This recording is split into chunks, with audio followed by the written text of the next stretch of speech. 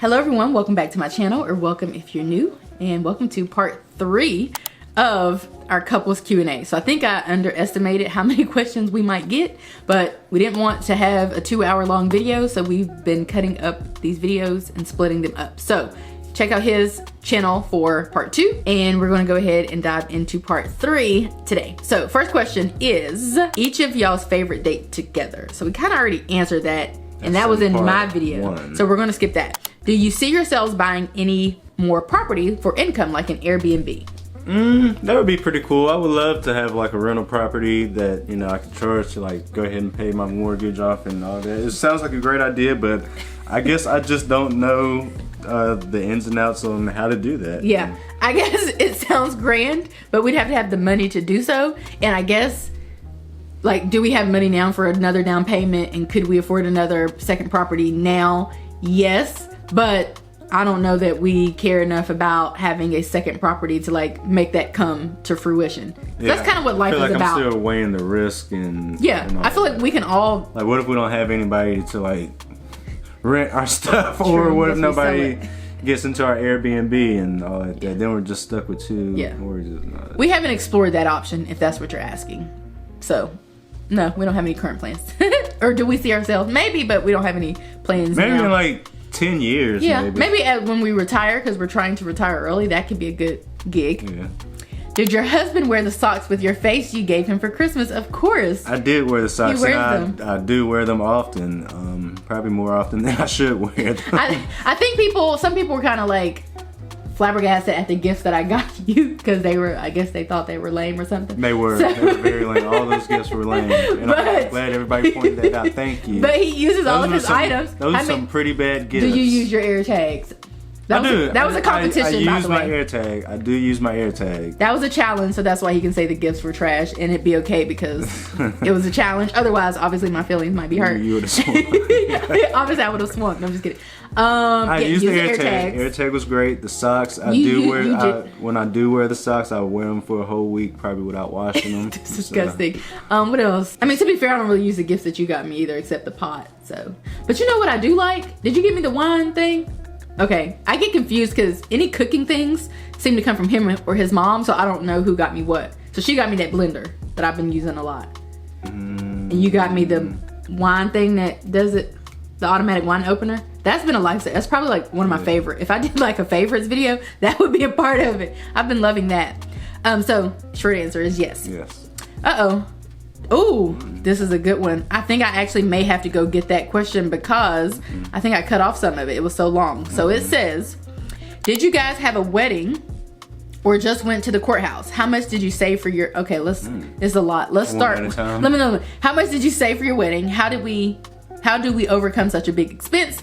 Me and my fiance are pressured to have one because our families want to celebrate with us, but in reality, it's just too expensive, and I'd rather dress up really nice and go to a bar afterwards. Girl, invite us. We will go with you. Am I selfish for not wanting a wedding? You are not selfish for not wanting a wedding. Okay, no, you are not. This is gonna be a good one. Yes, that's it. All right, this let's might talk. take up the rest of the time. This might take up 20 minutes. All right, let's talk. So I have to start off by saying we are not two people individually, nor are we a couple who is going to go out of our way to do something that doesn't feel right for us for the sake of other people. That can be anybody. So oftentimes we make sacrifices for one another, and we make sacrifices for other people, but a $10, $15, $20,000, $40,000, $50,000 sacrifice is not one that we're going to make. So did we have a wedding? We did, but we didn't. We did, but we didn't. Yeah. When we thought about what was important to us, and I don't think he cared about this, I cared about this. I was thinking, you know, I would like our parents to be there, and because they birthed us. So like, I feel like they should be included in all things that we do. I feel like it's normal to include your parents in everything. You don't have to include your whole big family in everything that you do. A wedding is important, but you know, I just saw fit that parents be there because that's safe. You can safely say just our parents, or like just our parents and siblings, unless you have like 100 million siblings, but like you can safely say that and get away with it. Yeah, without people being all stressed out. And I wanted to have like a legit ceremony, and I wanted us to have a wedding gown, him to have a tux, and for us to take nice photos so I could remember that day. That was all that was important to me. Nothing else was important to me, and a nice honeymoon. So, if I'm being honest, we did not take into consideration how anyone outside of parents would feel about not receiving an invite to our wedding. We feel similarly about children as well. So that's just, once you get married, folks will start pressuring you about kids. So we kind of feel the same way about that. Like when we're ready, or, we'll do things on our own time, because just like the wedding, no one was going to contribute to that. Like if we had a $40,000 wedding, we might've got a couple $100. Somebody might've paid for a thing or two, but nobody was going to give us. Maybe. My mom wasn't paying for that. She might have bought you something or contributed to it, but nobody was going to pay for this $40,000 wedding. And I just think that trying to plan a wedding, I just thought it wouldn't be what we wanted. So we got married the same 6 months later after we were engaged. We were able to do that because our whole wedding and honeymoon thing, all of that was probably like $4,000 or $5,000 max. So if we would have been trying to have like a traditional wedding, which they are like $30,000, $40,000, we would have been engaged for like a year and a half trying to save up that money, or trying to take into consideration other people's wants and needs. And it's just not that deep to us. Like it just was never a priority for us to think about that. I'm sure people were been out of sorts that they didn't get an invite, but I mean, that's just kind of how life goes. Like you don't get to just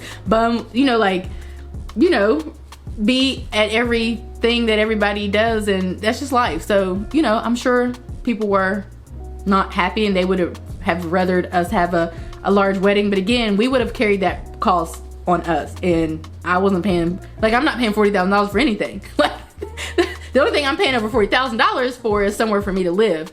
Only thing I'm paying over $20,000 for is somewhere to live, and we're cheap. So, we didn't have to overcome such a big expense because we didn't have one. I don't think our wedding was $5,000. I mean, that's a stretch. I mean, $5,000. I was about to say maybe like including dress and all that, maybe 35, maybe 2,000-3,000. Yes. With the honey, because we paid a good price for like our honeymoon. Like to get, I know the honeymoon is not the wedding. I know, but I'm just talking about all of that together. Well, yeah, okay. For the wedding thing. So basically, I feel like we basically went to the courthouse. We got married at. She found a pastor, preacher somewhere. Like somebody to marry us. Had a little gazebo in the backyard, and he had a little church, little place also in his backyard. Well, they do like bigger weddings too. We just chose to get the smallest package. He had a chapel in his backyard, and we got the smallest package where we got married in the gazebo.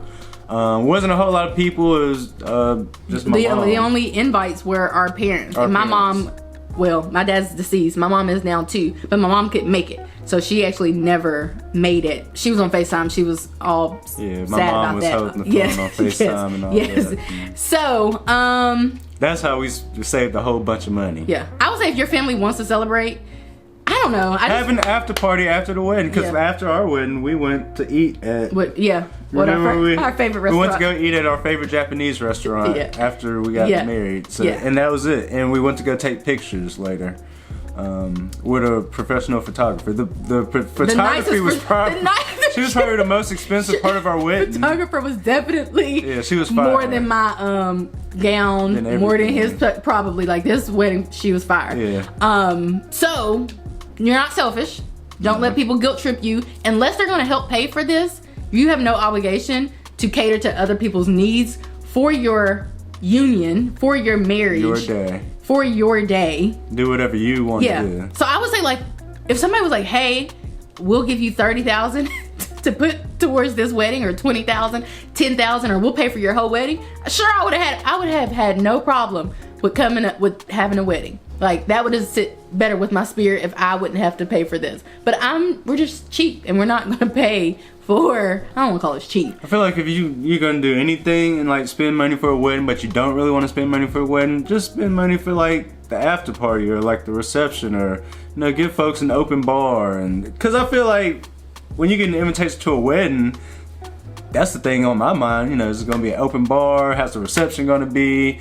The actual ceremony, I ain't really all that here for that. I mean, it takes like 2 minutes, literally. Exactly. I'm thinking about the last one we went to. But I'm saying, even if you have a reception, I would say have just have a lit reception. Like a cheap lit, because receptions can be pricey. Because you got to buy food for everybody? Or? Yeah, and all that. Oh well. Bring your own food. Yeah. Bring your own bottle. Food. Have it catered by someone locally, so it doesn't get into those high prices. Yeah. And I mean, I would set a realistic budget. I mean, it's tough. Like, I'm not on here saying, like, this isn't going to be a tough decision. You ain't got to be here to feed the whole hood. Yeah, but what I'm saying is paying for some large, huge wedding, spending my hard-earned money on trying to save up for a bigger than typical wedding just to accommodate other people didn't even cross my mind. Like, I don't even think, like, we both knew before we even were engaged, even when we were in the dating phase, I feel like we talked about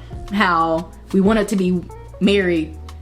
Like, we wanted to get married even though we weren't. Like, we individually, we had goals of being married.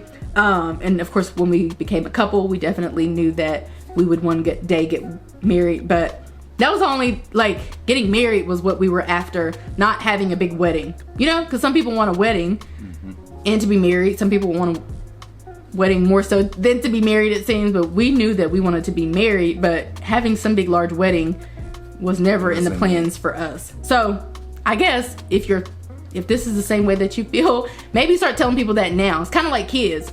We told people, start prepping people. We were not going to have, like, if you thought kids were going to be popping out, like, when we got back from our honeymoon, then that was not going to be the case. Like, we were going to be running the streets for a couple years before we settled down. Now we're ready to settle down. But yeah, start telling them now if for other people who are in that position. So I could go on and on and on, but we'll go ahead and skip to the next question, which then is, any advice for couples who've been together for 4 to 5 years, how to keep the spark going while balancing kids and your business? While balancing kids and a business. Don't have kids. Not balancing. No, I think what they're saying, I guess they're just asking for advice for them. How do you keep it fresh? Well, yeah, because we can't speak on the balancing kids. Well, we can do the business, but that's like a non-factor for us because the business that we run, we get to sit here and do this. You know what I'm saying? Like, we don't gotta go nowhere. So, let's just start with what we can do. Any advice for couples who've been together for 4 to 5 years? How to keep the spark going? Just remember why you like the person in the first place. I was gonna say, I don't think our spark, we don't have to keep it going. It's just there. That's it. So I'm trying to give advice though, because I don't want to be lame and like be like, oh yeah, whatever. You know, like that's corny and annoying. So, yeah. So date nights. That's the first thing that comes to mind. Right. Prioritize those. Hanging out with one another without kids and business is prime. Yeah, having one-on-one time, like chilling together. Boundaries. I do have a good one. Sorry, boundaries, because we hold space for each other every day. So even after work, we hold space for each other for a few minutes. But that's mainly because I'm like for venting purposes. But also at nighttime we hold space for each other as well. So I guess having very strict boundaries. Hold space. Yeah, that's like a fancy word. You know me and my fancy. I hold space for my husband. I hold space for everyone, but I especially hold space for my husband because without, like, you know, this is my husband. It even, you know, like, regardless of what all is going on, regardless of business and kids and pets and whatever the case is, this is the person who I've committed to working on our relationship with forever. So I would say have some strict boundaries regarding that, and to always make sure that each other's needs are being met, whatever that looks like. So that's going to include a lot of communication, but of course you have to hold space for that. I was working with a kid, and he was saying he wanted to get married, but he was nervous about like kind of like outgrowing one another, or, you know, that whole type of thing, or like the marriage failing. I mean, this is like a 16-year-old, but he was just telling me about his future goals and things. And I was just saying, like, I don't have the, you know, I've been in a relationship for a long time, but I don't have the keys to success necessarily. But what I can tell you confidently is that as long as each other's needs are being met, whatever each other's needs are, then you just take it day by day to ensure that needs are met. Because I feel like when needs aren't being met, that's when things get tricky. I don't really know, because we haven't had any trickiness in our relationship, but I would assume that's when things start going awry, when needs aren't being met. Again, whatever the needs of the person is. So keeping that at the forefront. To communicate needs, you have to, you know, hold space for communicating with one another. So those are my tips. What do you have? You named them all. I'm trying to give some real stuff without being lame and I hate when people are like, I don't want to get on here I don't know. I don't know. Hold space and communicate. Hold space, communicate, and ensure that needs are being met. That's my advice. So, and then go on date nights. And just make sure the needs are being met. Because I feel like you can live some hectic lives, if you will, or have a lot going on and have to balance a lot of things and still be able to successfully carry out that task or those tasks as long as needs are being met and you're holding space. So like, I think of our love languages, physical touch and words of affirmation. So as long as that's happening, everything else kind of falls in place. You know. Another tip I'd say, have fun together. Do things, do activities that, you know, that you both think are fun or both are, you know, involved in. Whether it be like playing the game, like playing checkers. We played checkers last night. We played Mancala last night. We just played board games. That was kind of fun. Or you can go on like, I don't know, night out on the town. Like, yeah, like a date. Like a fun date. Yeah. Like, I don't know, sipping paints or I think that's the spark. Like when things get boring and mundane, maybe that's when the spark is going away, I would assume. But I feel like but that's another thing, like we live kind of childishly. So the things that we do, like we literally play checkers and Mancala and Uno and we compete. And Monopoly. Like Monopoly, we just us two. Yeah, we like do things that are kind of corny and but exciting for us. So yeah, like dates. Just making sure they're dates that are fun and you're laughing and having fun. Laughter. And just doing the things that you were doing. The great Beyonce once said, no, who said this? Beyonce said it. She said, I'm going to keep it how it is so you can never say how it used to be. And I felt that on a spiritual level because that's really the case. Like I can't say like, you know, he's changed or whatever, like he's still the same. I don't change because I'm a real one. Because he's still the same person, like he doesn't do anything differently. If anything, he's gotten better with certain things, but I can't think like you've gotten worse with this or you know what I'm saying. I never get worse at anything. Oh gosh, my whole life I get better. He's had a big head for 10 years. I can't, or 30 some years, I guess. Well, they say I get better with age, like fine wine. Oh Lord, I can't. I get better with time, like fine wine. Mention 3 things you love about each other. I like your organizational skills. Facts, big facts. I love your intelligence, even though I might, you know, come down on your intelligence sometimes. Because he has a big head, so he thinks he's smarter, which he really is. So and there's that. Let's see. I don't want to say personality because that's like a boring one. That is lame. Give me something good. 3? I know. Should have said 3 things we don't like about each other. I could have did that. No, just kidding. Come on, one more, fool. I'm trying to make it a good one. I see. Well, how about you just say 3 things you actually love about me instead of trying to make it good and doing all that. You love me? Come on, bruh. Another thing. I love you for you. What's that mean? What's that mean? I love the person you are, inside and out. Cap. All right. You're beautiful on the inside. You have a big heart. Facts, big facts. You have a giving heart. All right, come on now. You're doing too much. You have a caring That's already 3. That's like 12. I just want to make sure I get a good third one out there. All right, that's good. Pick one of those. My 3 is that tenacity. Tenacity. You know what that means? Yeah. No, you don't. Tenacity, which is kind of like perseverance-ish, but it's really tenacity is what you have. Tough tenacity. No, you just have tenacity. Yes, I like his tenacity. I love how he marches to the beat of his own drum.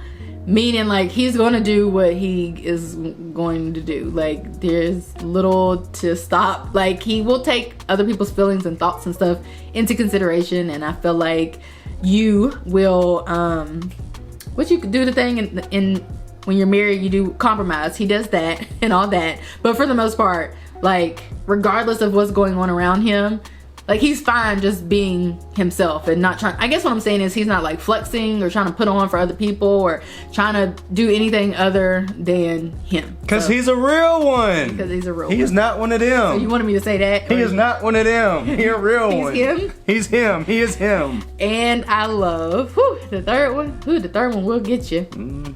What do I love?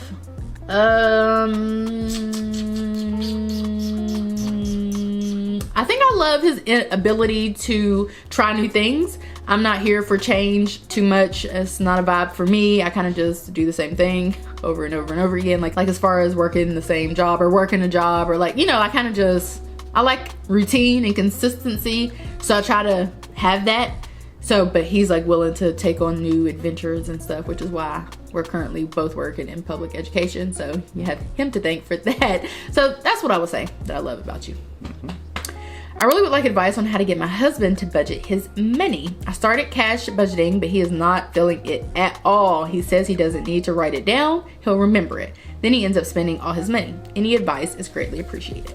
If he says he's gonna remember, he probably will remember it. But the thing that probably throws him off track is probably when he sees you doing something, and then he probably doesn't feel like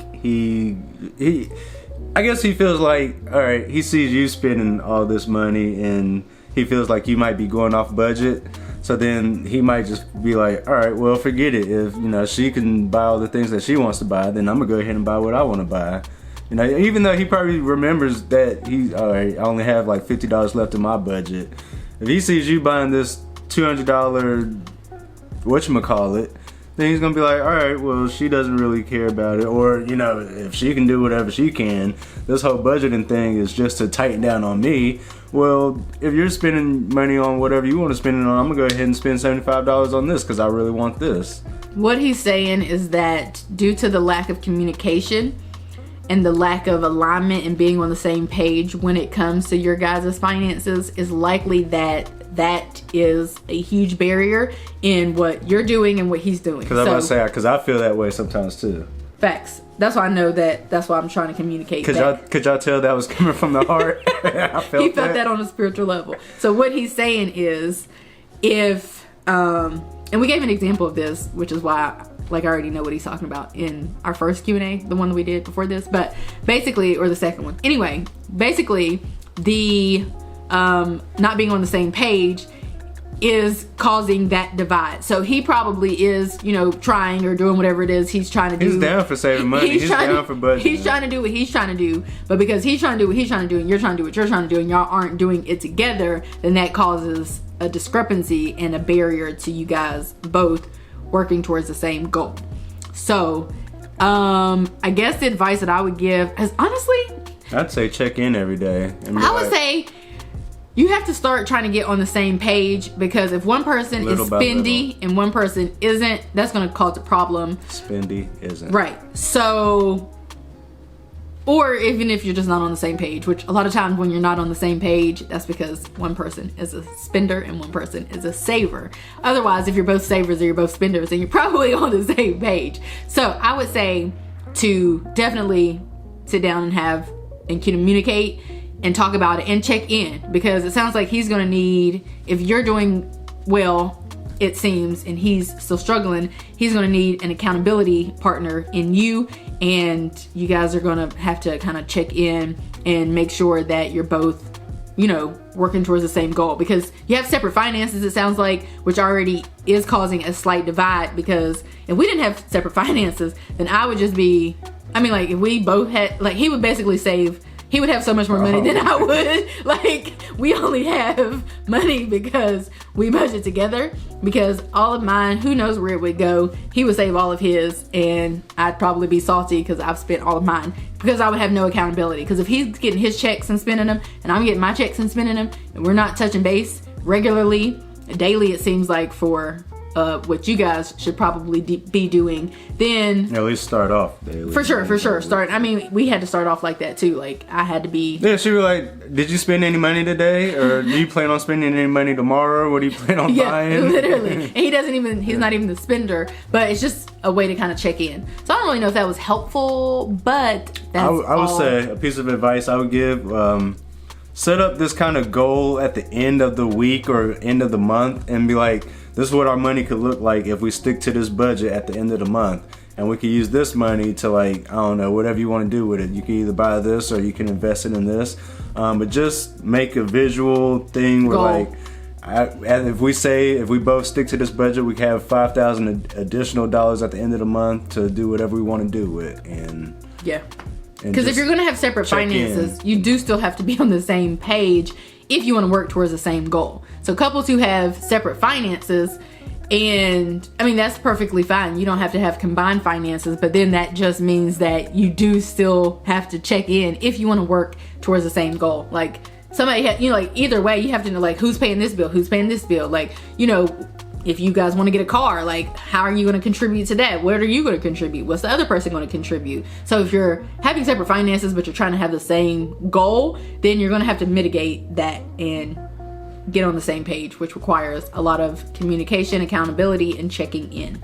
So those are our thoughts on that. So I think we've come to the end of today's video, which means that there is going to be a part 4 to this, which is probably going to be on his channel perhaps. So if you guys have any questions, comments, concerns, or anything else that you want us to elaborate on, just leave a comment down below and we will catch you guys in the next video. Bye guys. Bye guys.